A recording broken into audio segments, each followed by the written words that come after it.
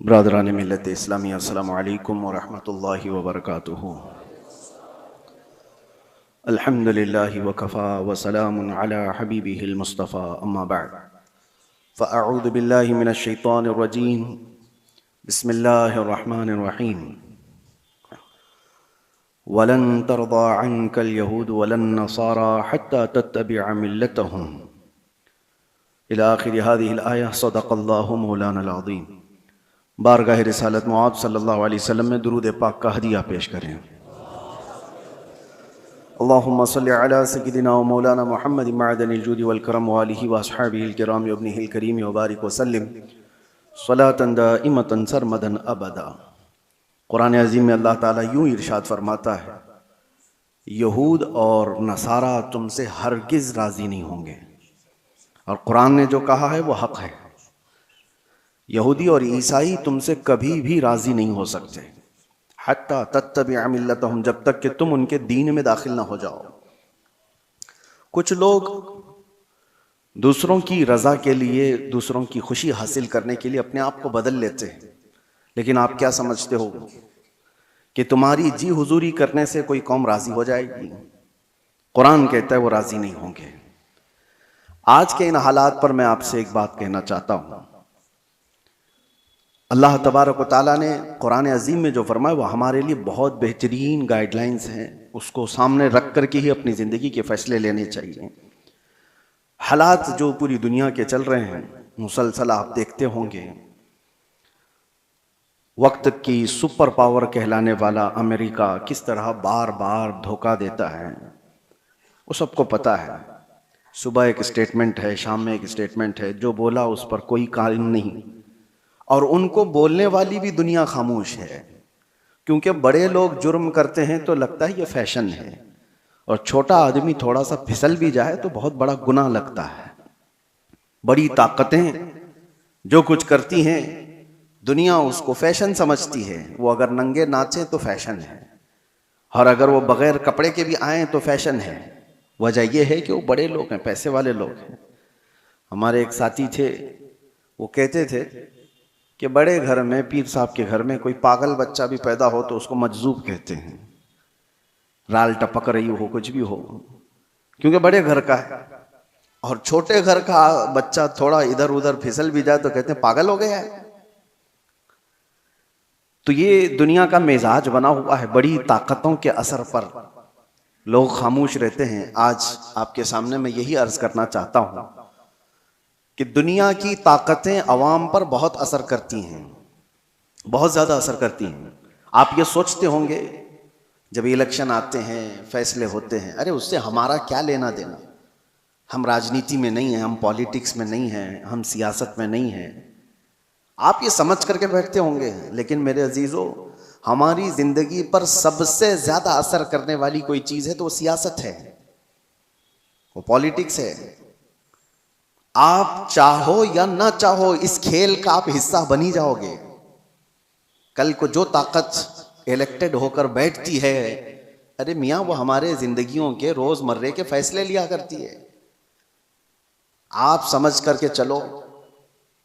बहुत सारे लोग कहते हैं मौलाना को क्या जरूरत है सियासत पे बात करने की। मियाँ हम भी तो दुनिया का ये हिस्सा हैं, और हम भी तो जिस जगह जी रहे हैं वहां तो सियासत ही है।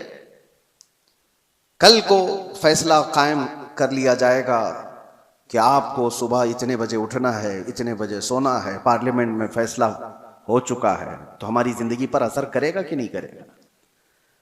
जो कुछ भी है, आप ताजिर हैं, छोटे से बिजनेस करने वाले हैं, पार्लियामेंट में बैठ करके कोई भी बिल पास हो गया कि 1 लाख रुपए की आमदनी तुम्हारी हो रही है तो तुम्हें इतना टैक्स देना होगा, इतना फला देना होगा, तुम्हारे बिजनेस पर असर होगा कि नहीं होगा?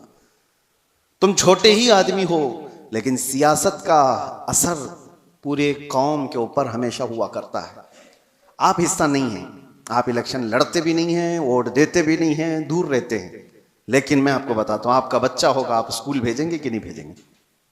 स्कूल की एजुकेशन पूरी कौन बनाता है? पार्लियामेंट बैठ करके बताती। एक एजुकेशन बोर्ड होगा पार्लियामेंट के जरिए से, और उस एजुकेशन बोर्ड यानी एजुकेशन मिनिस्टर भी तो होता है, उसके अंडर में पूरे मुल्क के अंदर क्या सिलेबस चलना चाहिए ये सब डिसाइड होगा। तो जो वो डिसाइड करेंगे वही आपके बच्चे को पढ़ाना पड़ेगा। तो सियासत का असर आया कि नहीं आया? आप हजार दूर भागते हो, लेकिन आपको कभी किसी से कोई भी मसला हो गया, कोई तकरार हो गई, चलें कुछ मसले ऐसे पेश आए, केस हो गया, कहाँ जाएंगे आप? अदालत में जाएंगे। आपको कोर्ट में जाना है। अदालत के पूरे जो आईन बने हुए हैं, कानून बने हैं, वो सियासत के असर में ही बने हुए हैं। आप इससे दूर नहीं जा सकते। मैं ये सारी तमहीद इसलिए अर्ज कर रहा हूं कि दुनिया में जो भी ताकत पर बैठता है उसका असर अवाम पर होता है। अब इस तमहीद को अगर समझ चुके हो तो आगे की बात सुनो गौर से, बहुत ध्यान से। किस लिए मैं कह रहा हूं? जब जब ताकत, बड़ी ताकत हुकूमत पर बैठती है तो अवाम की रोजमर्रा की जिंदगी पर तो असर होता ही है, लेकिन साथ ही साथ अकीदे पर भी असर हो जाता है, ईमान पर भी असर होता है। इसीलिए जब हुकूमत पर जब बड़ी ऐसी ताकतें आती हैं जिनका अकीदा बिल्कुल मुखालिफ हो तुम्हारे ईमान से, उसके बावजूद उसका असर देखने को मिलता है अवामुन नास पर। अब जो हालात उभर करके आ रहे हैं, देखना मेरी बात को आप याद रखें, मैं प्रिडिक्शन नहीं करता हूं, कोई भविष्यवाणी नहीं है, लेकिन दस्तूर ऐसा चला है। मैं आपसे कह रहा हूं, कल को अगर ईरान का दबदबा बढ़ता है तो फिर जो हालात पेश आने वाले हैं, मैं इसके मुखालिफत में ये नहीं कह रहा हूं, वो नहीं होना चाहिए, नहीं होना चाहिए। हजारों लाखों वो लोग होंगे जो अपने अकीदे पर फिर से देखने पर मजबूर हो जाएंगे। अहले सुन्नत जमात के लिए एक बड़ा मसला भी होगा। ऐसे ही उससे 100 साल पहले जब सऊदी में वहाबी हुकूमत कायम हुई, पैसा, ताकत, सब कुछ उनके पास था, उलमा खरीदे गए, किताबें छपाई गईं, जन्नतुल बकी को बिल्डोजर से पूरा तहस नहस कर दिया गया, शिर्क के नाम पर बहुत सारी चीजों को खत्म किया गया। तो ताकत थी, हुकूमत आई, और एक दो नहीं, हजारों लाखों की तादाद में उनके अकीदे की बोली बोलने वाले लोग पैदा हो गए। सिर्फ अवाम नहीं, उलमा भी, बड़े बड़े मुफ्तियाने किराम, जो मनसबदार है, वो सब दौलत के तहत में आ गए, ताकत के तहत आ गए। ये दुनिया का मामूल है, ये चलता रहेगा। कल को आप भी देखना, जब कोई पावर में आएगा तो उसकी तरफ बहुत सारी कौम हो जाएगी। वो बहुत रेयर लोग हैं जो अपने ईमान पर कायम रहते हैं, वो रसूलुल्लाह के दीवाने हैं। मेरे आका सल्लल्लाहु तआला अलैहि वसल्लम के सहाबा में उस वक्त आपको बिल्कुल इस बात का अपोजिट आपको दिखाई देगा। इसका अपोजिट, हुजूर ने जब ईमान की दावत दी तो सबसे पहले आपके पास आने वाले सहाबा गरीब थे, बहुत गरीब थे। और ऐसा नहीं कि हुजूर पाक सल्लल्लाहु तआला अलैहि वसल्लम का माल देख करके वो आए थे कि बड़ी ताकत के मालिक हैं, बड़े दौलत के मालिक हैं, इनके पास जाएं। नहीं, उस रसूल के पास वो आए थे जो पेट पर पत्थर बांधा करता। वो सहाबा उस रसूल के पास आए थे जो फाका कशी को ज्यादा तरजीह देता। रसूल करीम सल्लल्लाहु तआला अलैहि वसल्लम के साथ आ तो गए गरीब सहाबा, लेकिन उनके अपोजिट में कौन थे? अबू जहल बड़े पैसे वाला, अबू लहब बड़े पैसे वाला, सफवान बड़े पैसे वाला, इतने बड़े बड़े मालदार लोग वहां पर थे जो ये पूरे सहाबा की अकेले कफालत कर सकते थे, सारे सहाबा को अकेले पाल सकते थे। अब यहां पर मैं आपको बताता हूं, एक तरफ माल और पैसा और ताकत और कुव्वत है, और एक तरफ ये गरीब सहाबा की जमात है जो पीटी जा रही है, मारी जा रही है। सहाबा ने क्या किया? अल्लाहु अकबर। वो मुझे बात याद आती है, खंदक के मौके पर 1 महीने से सहाबा खंदक खोद रहे थे, और जब जंग शुरू हुई 12,000 के करीब तादाद में मुशरिकीन आ गए खंदक के उस पार। उनको पता नहीं था ये खंदक वाली जंग है मुशरिकीन को। ये सहाबा ने नया तरीका इख्तियार किया था मदीने की हिफाजत के लिए कि वो खंदक अबूर करके मदीने में ना आ जाए। खैर, महीना गुजर गया था, खाने पीने की चीजें खत्म हो गई थी, फाके पर फाका चल रहा था। उस वक्त सामने वाली जो फौज थी वहां से तो रोज गोश्त भुनने की खुशबुएं आती, गर्म रोटियां उधर पक रही थी। वहां तो पैसा था, माल था, खाने की इफरात थी। सहाबा इधर भूखे हैं, प्यासे हैं, लेकिन तारीख में आप खोल करके देखो, एक सहाबी ने भी रसूलुल्लाह के ये कहा हो कि चलो उधर खाने की लजीज चीजें हैं, जाकर खा करके तो आए। उस तरफ उन्होंने चेहरा तक नहीं किया। हुजूर पाक सल्लल्लाहु तआला अलैहि वसल्लम ने उनसे कहा, ऐ मेरे सहाबा, मुझे पता है वो गोश्त की खुशबुएं तुम्हारी भूख को और बढ़ा देती होंगी, तुम्हारा सब्र टूटता होगा, सब्र करो। सहाबा ने क्या कहा, या रसूल अल्लाह सल्लल्लाहु तआला अलैहि वसल्लम, हम रोटी और बोटी के लिए इस जंग में आए होते तो यहां नहीं होते, वहां होते। हम आए हैं सिर्फ चेहरे रसूल के लिए। हमारी भूख का इलाज है मुस्तफा का चेहरा, हमारी बीमारियों का इलाज है मुस्तफा का चेहरा। इस दीन से उन्होंने एक बाल बराबर भी बगावत नहीं की। लेकिन वो अवाम की बात है कि जब जब ताकत किसी ऐसे गुमराह के पास भी आ गई तो उसकी गुमराही की तारीफ करने वाली एक जमात पैदा हो जाएगी। हाँ, एक जमात पैदा हो जाएगी। अरे दूर तो छोड़ो, हमारे इस मुल्क में कुछ सालों पहले एक कॉन्फ्रेंस हुई थी दिल्ली में, आपको पता नहीं होगा। उसमें बड़े बड़े उलमा और बड़े बड़े सूफियों को जमा किया गया था। और कॉन्फ्रेंस कराने वाले कौन थे? कॉन्फ्रेंस कराने वाले मुल्क के प्राइम मिनिस्टर थे। मुसलमानों की, सूफियों की, खानकाहों की कॉन्फ्रेंस कराई गई थी। ठीक है, उलमा भी उसमें शरीक हैं, खानकाहों के गद्दी नशीन और गधे नशीन सब उसमें शामिल है। और शुरू हो रही है कॉन्फ्रेंस तो मुझे हैरत होती है। कसीदा पढ़ने वाला कोई मौलवी कसीदा पढ़ता है बादशाह की शान में, खुदा करे कि तेरी उम्र को उम्र खिजर अता हो। ये दुआ दी जा रही है। मैं ये कहता हूं मेरे अजीजों, ये सारा मंजर एक तरफ, लेकिन जो मैं बात कह रहा हूं, ताकत और सियासत जब आ जाती है तो बहुत सारे लोगों के अकीदे पर भी असर पड़ता है।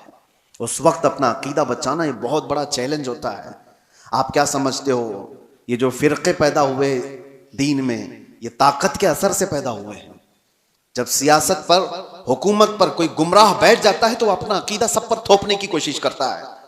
मुअतज़िला की जमात आई, मुअतज़िला एक फिरका है, वो कुरान को अल्लाह की मखलूक मानते थे कि कुरान फना हो जाएगा। बहुत सारे उनके अकीदे गुमराह थे। जब वो पावर पर आए, खलीफा बने या गवर्नर बने, तो उन्होंने अवाम को और उलमा को जबरदस्ती अपना अकीदा थोपा। और एक दौर ऐसा आया कि उलमा उनके हिसाब से फतवा देने लगे, उनकी तारीफें करने लगे कि ये हक जमात वाले लोग हैं। बादशाह आजम उनकी तारीफ में कसीदे पढ़े जाते थे। लेकिन मेरे अजीजों, पूरी पूरी कौम कभी गुमराह नहीं होती। हर जमाने में हक्कानी उलमा और रब्बानी उलमा मौजूद रहते हैं। मुअतज़िला की जमात पावर में थी, हुकूमत में थी, ताकत उनके पास थी, उलमा की जमात उनके पास थी। लेकिन उसी जमाने में हम देख रहे थे एक मर्द कलंदर हजरत सैयदना इमाम अहमद बिन हम्बल को, इमाम अहमद बिन हम्बल को बादशाह ने 100 कोड़े मारे थे पीठ पर, और उसके बाद दूसरा आया उसने मारा, फिर तीसरा आया उसने मारा। कोड़े किस तरह से मारे जाते थे? उनकी रीढ़ की हड्डी झुक गई थी। इमाम है जिनको 5 लाख हदीसें हुजूर की याद थी, वो आम आदमी नहीं थे। इमाम अहमद बिन हम्बल जिनको रसूलुल्लाह की 5 लाख हदीसें याद थी, सिर्फ इसलिए कि वो ताकत और हुकूमत के तहत रह करके उनकी बोली नहीं बोलना चाहते थे। इमाम अहमद बिन हम्बल को एक बार कोड़े मारने के टाइम पे उनके दोनों हाथ यूं जंजीर पर बांधे जाते थे और लुंगी पहने हुए होते थे, तहबंद, नंगी पीठ पर जल्लाद कोड़े मारता था। और जब मारे जा रहे थे, एक दिन ऐसा भी हुआ कि आपकी लुंगी, आपकी तहबंद नीचे उतरने लग गई, ढीली हो गई। आपकी आंखों में आंसू आ गए हैं कि क्या मैं बेसतर हो जाऊंगा? एक आलिम रब्बानी जो कोड़े खा रहा है शरीयत मुस्तफा की हिफाजत के लिए, तहबंद नीचे गिरने लगी, आपको रोना आ गया। कोड़ों के जख्म से नहीं, दर्द से नहीं, तहबंद के नीचे होने से।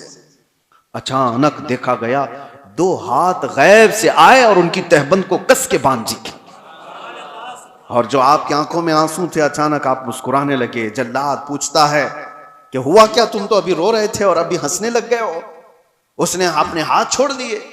इमाम कहते हैं तू अपना काम जारी रख, तू अपना काम जारी रख, तुझे जो करने के लिए किया, करने के लिए कहा गया कर। इसलिए कि मैं जिसके लिए कोड़े खा रहा हूं वो हाथ मेरे पास आ चुके हैं। मेरे अजीजों, आज के बाद आपके साथ भी ये चीज आने वाली है। पावर और हुकूमत इसलिए कि पिछले आप 10 साल पीछे जाएंगे तो एक जमात थी जो बार बार तबलीग कर करके तुमसे कहती थी मक्का में ऐसा है, मदीने में ऐसे है, आप क्यों यहां अलग करते हो? मक्का और मदीने में पावर, हुकूमत जिसके हाथ में है वो चाहते हैं कि पूरा का पूरा अपना अकीदा पूरी दुनिया पर थोपे। ऐसा नहीं होगा। पूरी दुनिया पर वही रंग गालिब आएगा जो मेरे मुस्तफा ने पैदा किया है। तुम्हारा रंग नहीं गालिब आएगा। तुम्हारी ताकत जब तक रहेगी, तुम्हारा पैसा जब तक रहेगा, भिखारी तुम्हारे मुरीद हो सकते हैं, ईमान वाले लोग नहीं हो सकते। जिनका पूरा ईमान ही दौलत है, जिनका पूरा जीने का मकसद ही दौलत है, उनके अकीदे से क्या सरोकार। वो कल को कुछ और होंगे, आज को कुछ और होंगे। ये आपके लिए मैं पहले से बता रहा हूं, आने वाले दौर में अगर कोई और बदअकीदगी फैलती है तो मेरे अजीजों आज से ही अपने गठरियां बांध लो। तेरी गठरी ताकी है और तूने नींद निकाली है। इसलिए सुन्नियों तुम्हारे लिए चैलेंज है, तुम्हारे लिए चैलेंज है। आपको पता है एक वक्त ऐसा भी आया था कि करामता एक फिरका आया जिसने हजरे अस्वद भी चुरा लिया था खाने काबा से, और वो लेके बहरीन चले गए थे हजरे अस्वद को। उनकी भी हुकूमत आई है मक्का और मदीने में। यजीद का दौर आया, उसकी भी हुकूमत आई है मक्का और मदीने में। मक्का और मदीने में हुकूमत का आ जाना यह हक होने की दलील नहीं होती। अल्लाह के नबी सल्लल्लाहु अलैहि वसल्लम ने यह फरमाया, हदीस है, बसा औकात अल्लाह ताला फासिक और फाजिर से भी अपने दीन का काम लेता है। उसके दीन का काम किसी फासिक और फाजिर से भी होता है। तो आपके लिए वो मेयार नहीं, मेयार रसूलुल्लाह की मोहब्बत है, मेयार हुजूर अकरम सल्लल्लाहु अलैहि वसल्लम की शरीयत है।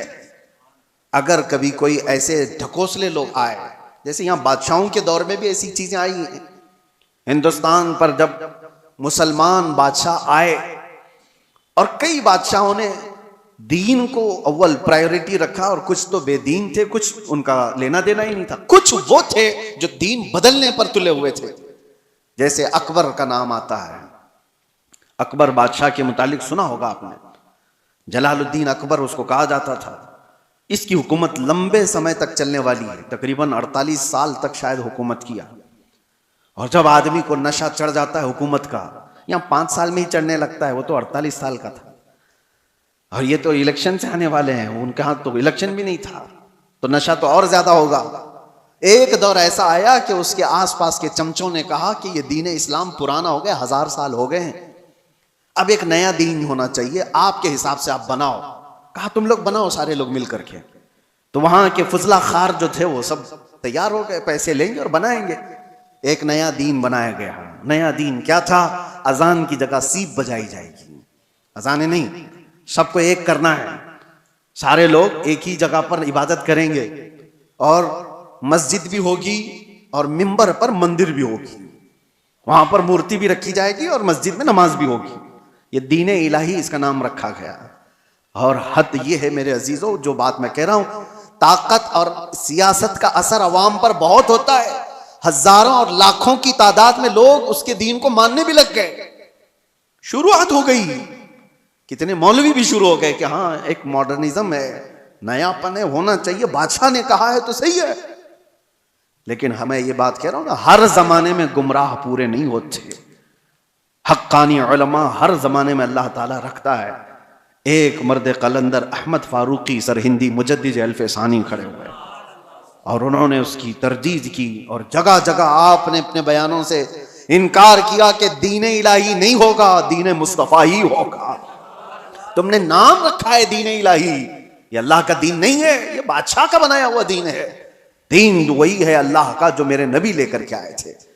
और उस दीन की खातिर जैसी बादशाह के खिलाफ बोलना आसान है, आसान है। आप इनकी पॉलिसियों के खिलाफ बोलो, अभी देखो उठा लेंगे आपको। हाँ, कहने को दुनिया में डेमोक्रेसी है, आजादी है, बोलने की आजादी, freedom of speech, freedom of expression, पता नहीं क्या क्या चीजें हैं, लेकिन वो सिर्फ और सिर्फ उनके कुत्तों के लिए है, उनके पाले हुए कुत्तों के लिए फ्रीडम है पूरा। और तुम कहीं से, अभी देखो मैं कुत्ता ही बोल दूं तो फिर मुश्किल है, उठा लिया जाएगा। नहीं, तुम्हारे लिए नहीं है, वो हमारी तबीयत के, हमारे पाले हुए लोगों के लिए, वो जितना चाहे भौंकें। क्योंकि हमारे खिलाए हुए कुत्ते हैं, हमारे पाले हुए कुत्ते हैं, ये किसी को काट लें तो भी जायज, किसी पर भौंके तो भी जायज। दुनिया का तकरीबन सिस्टम यही है, सब जगह। कहने को डेमोक्रेसी है, आजादी सबके लिए नहीं है। हाँ, अगर इनके आलोचक हो कोई, इनको क्रिटिसाइज करने वाला कोई हो, अरे वो एक जुमला भी बोले तो उसको पकड़ लिया जाएगा, और डायरेक्ट नहीं पकड़ा जाए तो फिर तुम्हारे टैक्स की इंक्वायरी शुरू हो जाएगा। माल कहां से आता है, कितना कमाते हो, कौन सा अकाउंट है, ईडी हो, आईटी हो, सब जगह से। बहरहाल दुनिया का ये निजाम है। इन निजामों से न डरते हुए भी अल्लाह के रब्बानी उलमा मौजूद रहते हैं। मुजद्दिद अल-फ़सानी को 8 साल तक जेल में रखा गया था, सिर्फ अकबर के लाए हुए दीन की मुखालफत करने की वजह से। लेकिन हुआ क्या, अकबर मर गया, उसका बेटा जहांगीर आया, और उसको जब बताया गया कि जेल में मौजूद एक आलिम ऐसा है जो 8 साल में 700 कैदियों को आलिम बना दिया, वो वहां पर भी तबलीग कर रहा है, आजाद कराया गया। और उसके बाद फिर उसी सुरखरुई के साथ, इज्जत के साथ मुजद्दिद अल-फ़सानी दीन मुस्तफा का काम करके गए दुनिया से। हर जमाने में ये होता रहेगा। तो मैं ये कह रहा हूं, जब ताकत किसी के पास आती है, ऐसे गुमराह के पास, तो शैतान उसके जरिए से पूरे दीन को खराब करने की कोशिश करता है। और ऐसा ईसाइयों के साथ भी हुआ, यहूदियों के साथ भी हुआ, क्योंकि ईसाई पहले जो थे, हक जो उलमा थे, यहूदी भी, अरे वो अल्लाह तबारक व तआला की किताब तौरात के मानने वाले थे, मूसा अलैहिस्सलाम की शरीयत के कायल थे। लेकिन जैसे ही किसी के पास पावर आया, शैतान उसके सर पर सवार हुआ और उसके जरिए से गुमराहियां शुरू की, तो यहूदी उसके पैरोकार उसके तरफ चले गए। ईसाइयों में भी ऐसे ही हुआ। 2 तरीके से शैतान गुमराह करता है, एक सियासत के जरिए से और दूसरे उलमा के जरिए से। और ये दोनों का कॉम्बिनेशन होता है। कैसे? सियासत जब पावर में होती है, ताकत, हुकूमत, वो खरीदती है कुछ उलमा को, और उनके जरिए से जो कहलाया जाता है वो अवाम पर उसका असर पैदा हो जाता है। हत्ता कि मैं देख रहा था एक इंटरव्यू को, हैरत होती है। आपके पास बहुत सारी चीजें आती हैं, साइंस प्रूवन है, साइंस प्रूवन है। क्या है मतलब? कुछ खाने पीने की चीजें आपके पास आ रही हैं, ये खाओ, ये डाइट बहुत ही उम्दा है और साइंस प्रूवन है। साइंस ने इसका सब सर्च किया है और सारी चीजें इस पर सर्वे हुआ है और बड़े बड़े साइंटिस्ट ने इस पर मोहर लगाई है। तो अवाम उसको हाथों हाथ ले रही है। अरे साइंस प्रूवन है, ये साइंटिफिक एतबार से भी इस हेल्थ के बेनिफिट हैं। मैं देख रहा था कई साइंसदानों को तो हुकूमत खरीद कर रखी हुई है, बड़े बड़े पैसे वाले लोग इनको खरीद करके रखे हुए हैं। अरे चाहे कुछ भी कचरा हो, तुम कह दो कि मैंने रिसर्च किया है, मैंने सर्वे किया है 1.5 लाख लोगों पर और उसका असर यह आया है, और इसके बदले में तुम जितना पैसा ले लो। साइंसदान को पैसे दिए गए और उसने एक बात कह दी कि ये साइंस प्रूवन है। लाखों की तादाद में लोग हाथों हाथ खरीद रहे हैं। अरे बाजार पर भी असर है इनका। तुम्हें कचरा भी खिलाना हो तो कल को ये कह दिया जा सकता है साइंस प्रूवन है, क्योंकि जाहिल है कुछ भी। तो साइंसदानों के जरिए से अगर मार्केट पर काबू पाया जा सकता है तो उलमा के जरिए से क्यों नहीं पाया जाता, जिनकी आस्था लगी हुई है, ताल्लुक लगा हुआ है। तो मेरे अजीजों, आखिरी बात कहता हूं, मुझे ये बात उस वक्त पता चली जब मैं लोगों से राब्ते में नहीं था। आप समझ सकते होंगे, कुछ ऐसे उलमा के चेहरे सामने आए, अल्लाहू अकबर, जो माहाना तनख्वाह लेते हैं, माहाना तनख्वाह लेते हैं सिर्फ और सिर्फ बड़ी ताकत के हिसाब से लिखने पर और बोलने पर और कौम की मुखबिरी करने पर।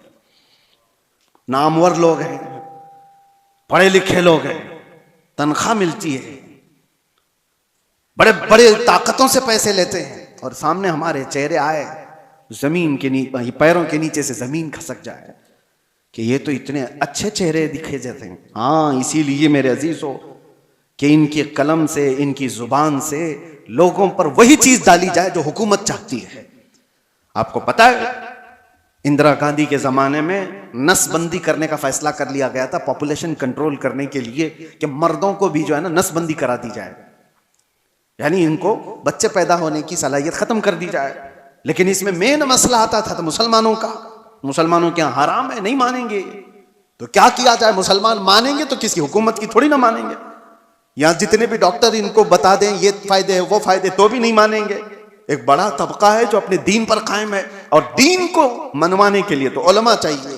तो ये सीधे मदरसे गए, बड़े बड़े मदरसों में, और फतवा लिया। वहां से फतवा लिया बड़े बड़े मदरसों से कि हाँ, हुकूमत वक्त के हालात के एतबार से जायज है, बंद करा सकता है आदमी। कई उलमा फतवा दे चुके, लेकिन उसके बाद भी हिंदुस्तान पर असर नहीं हो रहा था, क्योंकि हुकूमत ने देखा था कि इनके ऊपर ज्यादा असर बरेली का है। तो बरेली पहुंचे, लेकिन बरेली में कोई ऐरा गैरा नहीं बैठा था, आला हजरत का शहजादा बैठा हुआ था। हुजूर मुफ्ती आजम हिंद रदी अल्लाह तआला अन्हु, जो मुत्तकी परहेजगार आलिम दीन, मुत्तकी बनकर दिखाए। इस जमाने में कोई एक मेरे मुफ्ती आजम का तकवा छोड़कर, मेरे अजीजों, उनके पास जब ये सवाल गया तो आपने जो जवाब दिया वो मौजूद है। एक बार नहीं कहा उन्होंने, पूरे दलाइल के साथ लिखकर नीचे लिखा, नसबंदी हराम है, हराम है, हराम है, और जो मेरे मुस्तफा ने हराम किया वो क़यामत तक हराम है। अब ये निकला, हुकूमत को पता चला कि एक मौलवी से पूरा मसला खराब हो सकता है, क्या किया जाए? छपने से बंद कर दिया जाए। लेकिन जो चीज अल्लाह पहुंचाना चाहता है वो किसी के बंद करने से कभी नहीं रुकता, कभी नहीं रुकता। प्रेस को जला दिया गया था बरेली शरीफ में, जिस जगह से ये फतवा शाया हुआ, प्रिंटिंग प्रेस, प्रेस जला दिया गया। प्रेस के मालिकान को कब्जे में लिया गया, गिरफ्तार किया गया, और जो दीवारों पे जाकर फतवा चिपका रहे, पुलिस पकड़ पकड़ कर ले जा रही है। कहां रुकने वाली चीज कहां है? पूरे हिंदुस्तान में आग की तरह बात फैल गई कि आला हजरत के शहजादे ने फतवा दिया है कि नसबंदी हराम है।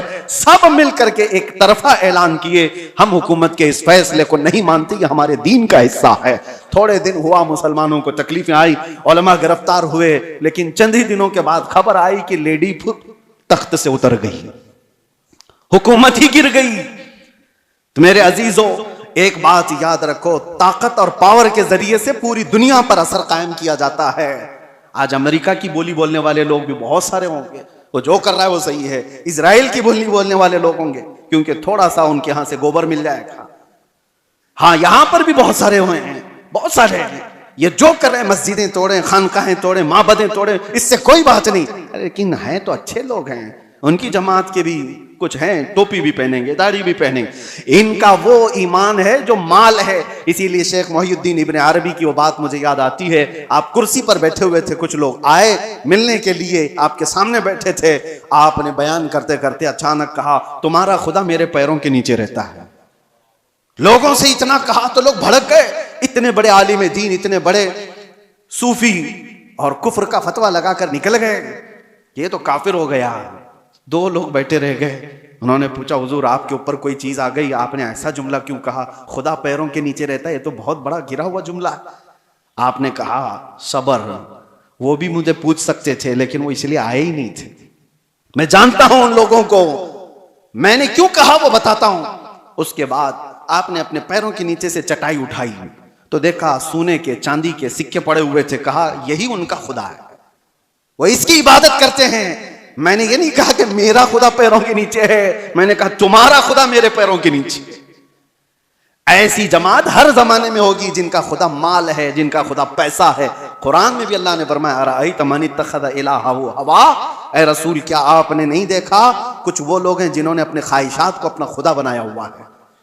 अल्लाह ताला फरमाता है, क्या आप ऐसे लोगों की वकालत करेंगे? क्या आप ऐसे लोगों की सिफारिश करेंगे? ये वो लोग हैं, अल्लाह फरमाता है, इनहुम इल्ला कल अनआमि बल हुम अज़ल, ये तो जानवरों से भी ज्यादा गुमराह लोग हैं। अल्लाह फरमाता है जानवरों से भी ज्यादा गुमराह हैं। बस मुझे फिक्र है, इसलिए मैंने ये सारी बातें की कि अल्लाह हमारे ईमान की हिफाजत करे। आने वाला जो दौर है, हुकूमत जिसकी होगी, पावर जिसका होगा, ताकत जिसकी होगी, लोग उसकी बोली बोलने लग जाएंगे। मिडल ईस्ट के जो असरात हैं, आज मिडल ईस्ट में जो जंगें जारी हैं, या अगर इस मोड़ पर चली जाती हैं, किसी और कौम का दबदबा आता है, तो मुसलमानों के अकीदे पर भी असर कर सकता है। आगे चल करके हजारों लोग आने वाली नई हुकूमत के बुलबुले हो जाएंगे, उनके मुरीद हो जाएंगे। वो कहेंगे कि ये देखो, ये हक जमात है, ये आ गई, ये हक जमात है, इसको अल्लाह ने ताकत दिया और ये पावर पर आ गए। मेरे अजीजों, ये सारी चीजें कौन आता है कौन जाता है, इससे सरोकार नहीं। एक बात ये देखो, मेरे नबी का अगर गुलाम है तो चटाई पर बैठा भी हो तो मेरा इमाम है, और नहीं है तो उससे मेरा कोई ताल्लुक नहीं। माल और पैसा और ताकत और हुकूमत और सियासत तुम्हारे दीन को बदलने में असर न करे, इतना ईमान पैदा करो। और ये कब होगा? जब तुम कदम मुस्तफ़ा से लगे रहोगे।